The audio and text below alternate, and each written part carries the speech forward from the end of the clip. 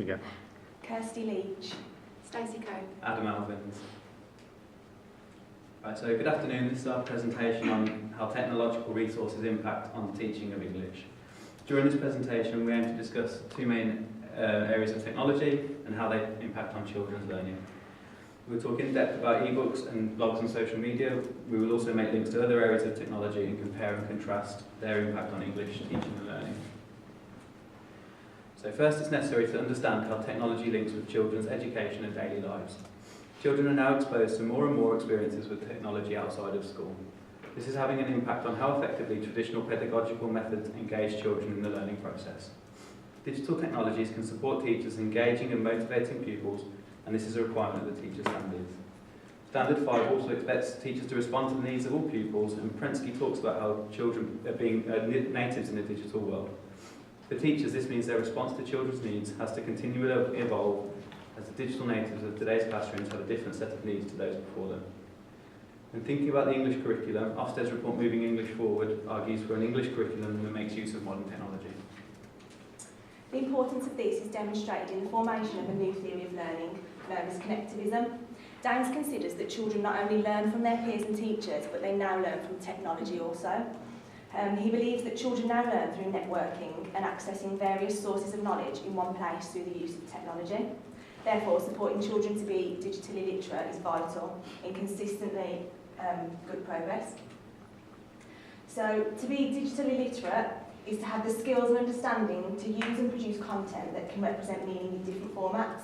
So as you can see from this model, digital literacy is not just a standalone skill, it encompasses many skills, including creativity, critical thinking, collaboration and effective communication, just to name a few. So with this in mind, we'll now look at examples of two technological resources that can help support the teaching of English, ebooks and social media.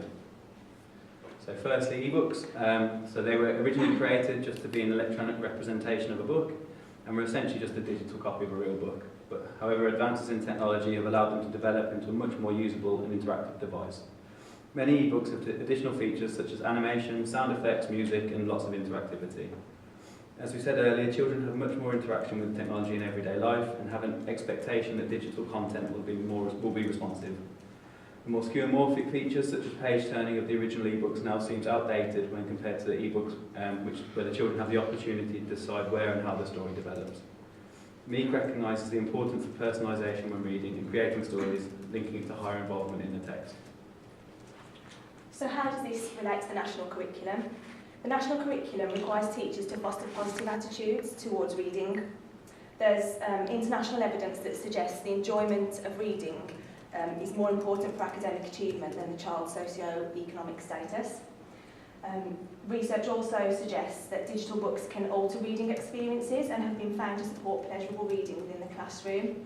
Although the digital aspect of storytelling will change as new technologies are introduced, researchers agree that the fundamental characteristics of engagement will remain. So as with any new technology, there's going to be advantages and disadvantages. So here's a list of advantages and disadvantages for ebooks, which we're going to go into detail with now alongside specific examples. So this example is taken from Wordsmith, and Year 3 teachers may use this ebook to cover the objectives linked to retrieving, recording and presenting information from non-fiction texts. The example teaches children about contents pages, and it engages children as when they click on a page number, they're taken directly to that page. However, when looking at this page, children may be distracted by the text box pop-up feature or develop a misconception that all contents pages contain text boxes. They also may be distracted by the beetles running across the page, so teachers would need to decide and justify whether this is the most purposeful way to teach the objective. Studies have shown that pupils' motivation to read increases with the introduction of ebooks. Ofsted's Moving English Forward advises that the range of text to motivate both boys and girls should be extended. So as you can see with this example, there's a female engineer and the hope that that would support girls also. The children have access to expert opinions and a range of sources on which to base their views. This could then lead on to purposeful writing. The motivation promoted by ebooks, such as this, links to the teacher's standard of motivating and challenging pupils. For example, children will be engaged with the interactive map feature and range of images, photos and video. However, there may be a concern that the interactive nature distracts children away from the comprehension of the text. Research has shown that digital books which contain too many distracting features can also limit academic progress. So many non-fiction ebooks have links to videos, and these are useful to supplement information for children. Videos can be used as a stimulus for writing, as children can immerse themselves in the event. It can also help make children's experiences wider and help them write about experiences made familiar to them by the video they wouldn't otherwise encounter. However, video could be used without ebooks, so it's again justifying whether that selection of ebooks is the best option. Research has shown that digital books have the potential to be more inclusive than traditional print books. This example here from Oxford Owl has a zoom-in feature and an audio feature, so children with visual impairments can zoom in and can listen to the story being read to them. However, some research is concerned that children can increase in susceptibility to dry eye syndrome with excessive use. While children can improve their reading skills by using read-along options to digital books, it's important to consider that limited progress may be made if children become over-dependent on these features. Ofsted states that technology should be used to support weaker writers. So there's an example here that links the Year 1 objective, spell words with the final spelling double F, double L, double S. However, to explicitly practice these sounds, alternative technologies such as the website SpellZone may be more beneficial. Schools can also register with programs such as Oxford Owl, where children can have a login and a username, then they can access it at home on their own electronic devices. However, teachers need to consider inclusion here as well, as it can't be presumed that all children will have access to such devices at home. So studies have shown that ebooks alone are not at all to produce immediate results in literacy progression. They require the teacher's guidance and scaffolding in supporting children's learning. This is where teachers' planning and choice is key. For certain learning objectives or for more reluctant readers, highly interactive ebooks like this example from Nosy Crow may be a better choice than the Oxford Owl examples or a paper copy of a book. The benefits of this ebook app are that it allows children to be really immersed in the text, and as the reader can make choices about the characters, it links to inference skills of understanding how a character may think and feel.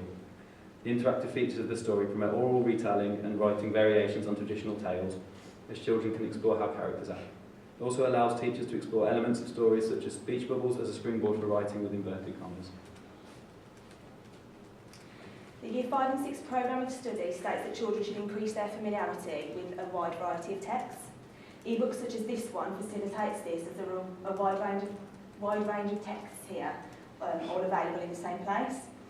However, the accessibility of ebooks may mean that teachers overlook print books when planning, and then result in the children missing out on more traditional texts. To overcome this, many classrooms have visualisers and screen mirroring software, so this can enable any book to be projected for class reading and sharing on the interactive whiteboard. So not only do ebooks have an influence on children's reading ability, but there are many websites and apps that can help children write, create and publish their own ebooks.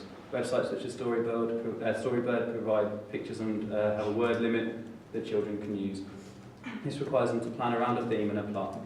The National Curriculum for Writing in all year groups discusses self and peer evaluation. This is supported by ebooks such as this one, as they promote a constructivist approach. Children can work in groups, sharing and developing their knowledge with each other.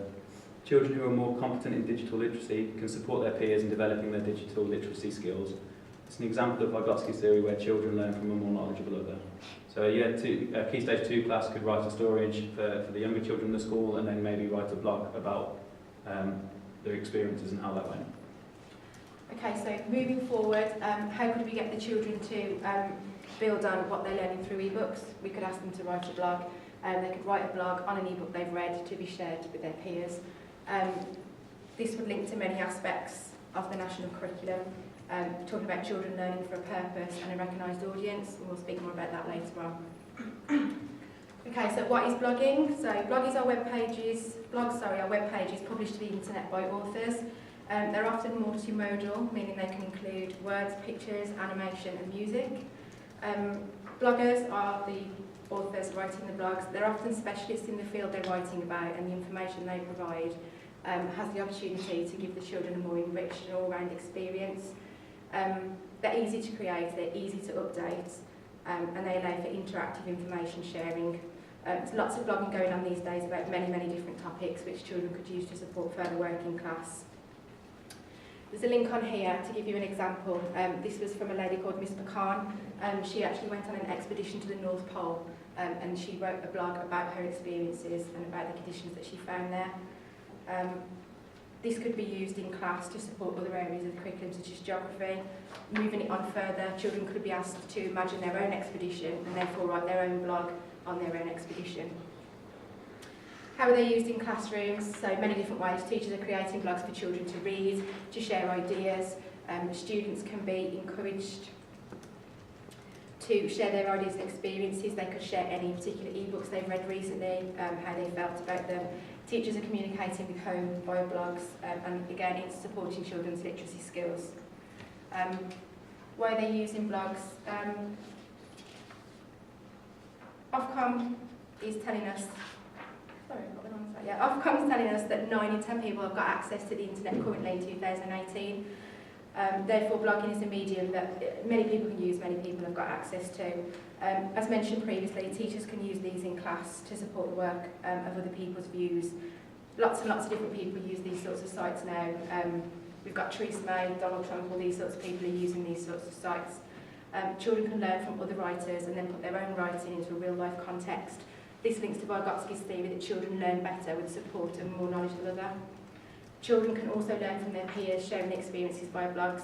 Vygotsky and Piaget both identified the importance of peer interaction and collaboration learning.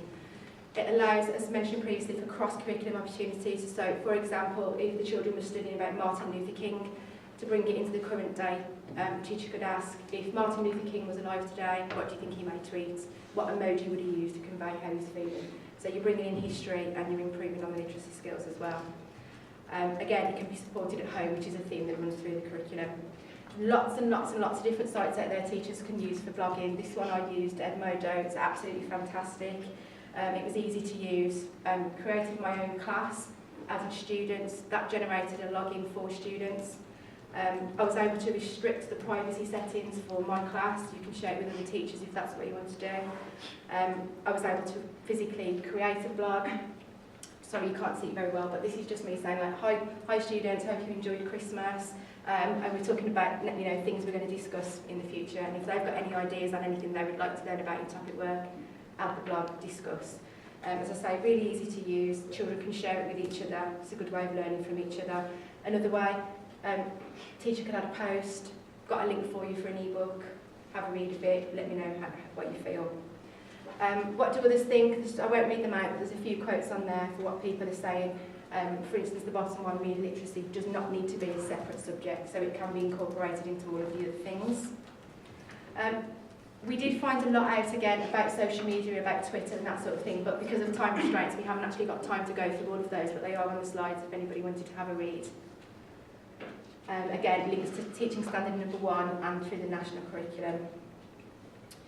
Okay, so I won't go through all of them because I've spoken as I've gone through, but generally the advantages of blogging. A lot of bloggers now are getting a lot of credibility for the posts that they are writing, so children could actually use that as a reliable source of information. Supports many aspects of the national curriculum, which is good pedagogy. The privacy settings can combat some of the e-safety issues that people may have concerns about. Allows children to interact socially, learn from each other. They can write for a purpose, they can write for an audience. Actually gives them the opportunity to receive feedback, particularly a case study done by a teacher. Children actually received feedback on their blogs from abroad. Some of the not so good things, children may not be emotionally resilient to receive such feedback, so they might not be able to take that. Again, the e-safety issues. There is a danger of children using text talk. But generally, to conclude the presentation, Carrington and Robinson stress that teachers must engage with the digital technologies within their classrooms. Teachers shouldn't become over-reliant on the features, or should the resources be the only learning tool, but probably one of the most important things to say is the most effective use of technology is when it is used as a tool to enhance learning. Okay.